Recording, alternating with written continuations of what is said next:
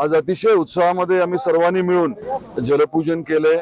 अतिशय भक्तिमय वातावरणामध्ये जलपूजन झालंय। सगळेजण खूप आनंदी आहेत, उत्साह तर आपण बघताय, ऊर्जा बघताय।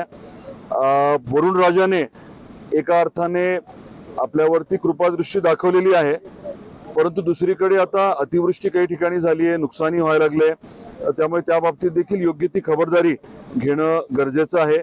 कालपासून पंचनामे सुरू झालेले आहेत, ती प्रक्रिया होईल। आता तेरणा धरणावरती आपण आहोत।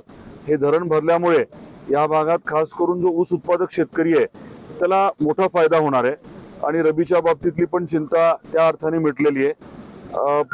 आपण बघू शकता की सगळे तसे अतिशय उत्साहामध्ये आहेत, आनंदामध्ये आहेत। धरण जे आहे ते फार पूर्वीच आहे हो, आणि हे धरणासाठी योगदान बऱ्याच लोकांनी दिलेलं आहे, त्याच्याबद्दल काय आपण म्हटलं ते बरोबर आहे।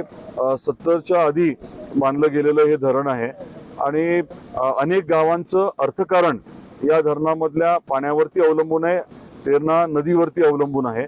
पाणी पुरवठ्याच्या बाबतीत देखील बऱ्याच योजना या धरणावरनं झालेल्या आहेत, त्यामुळे या धरणाचं महत्त्व इथल्या पूर्ण जनजीवनासाठी अतिशय महत्त्वाचं आहे आणि पाणी भरल्यामुळे समाधान आहे।